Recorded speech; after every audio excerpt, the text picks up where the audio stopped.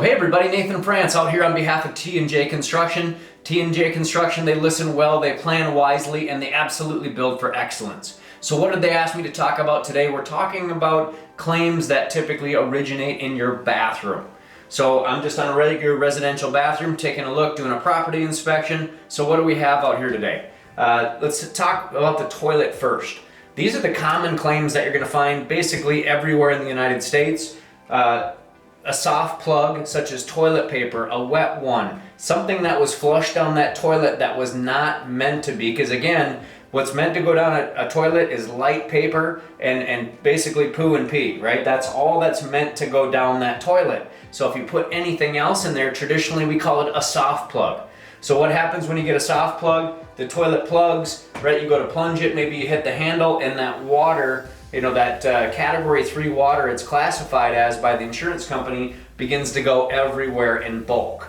Now, let's say your flapper stays open, or you hit that handle and you go to leave for the day. Imagine that water running all day.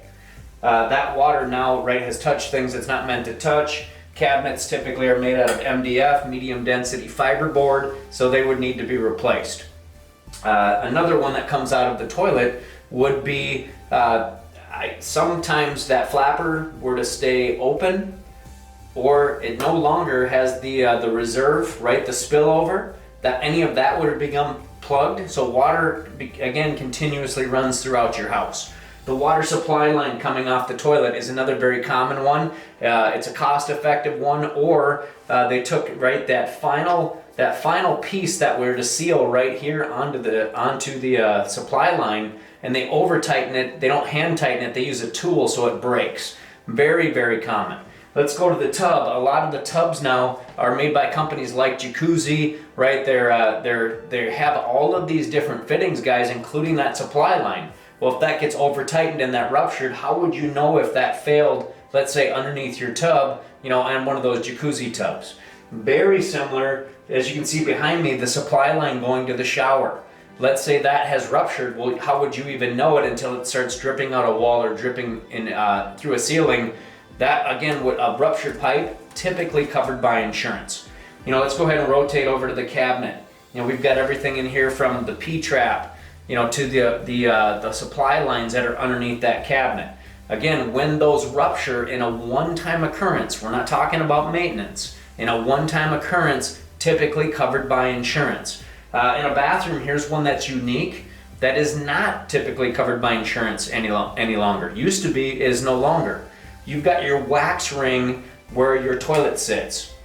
The insurance company considers that to be maintenance. So let's say that gets a little kitty wampus. Let's say that fails. Well, guys, that is maintenance. A lot of the insurance companies in 2019 and beginning in 2020, that would no longer be covered by insurance.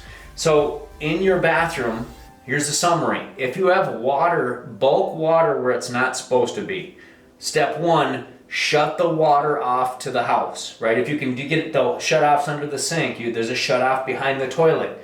Step 1, let's source contain that. Let's get that shut off. If that doesn't work in your house down in the basement, identify, maybe that's what you do after this video. Identify where the shut-off to the entire house is.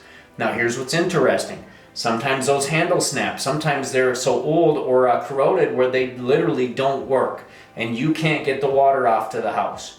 Call a 24-hour emergency plumber. You can contact your local municipality. They will send somebody out along like there, right, with the plumber to get that shut off, because we don't want this to get any worse. So that is obviously step 1 in the process. Let's get the water stopped. Let's get the water shut off. Next step, if there is you don't feel safe in the house. Let's say, anything from electrical's been compromised to it just doesn't feel safe. Maybe you've got some health concerns at your house. Autoimmune disorders, right? You're allergic to mold, you've got allergies. Once we've got the water off, let's get those people out of the house so it's safe. And of course, in that process, you can contact T&J Construction. We've got our 24 response. We can answer any of those questions.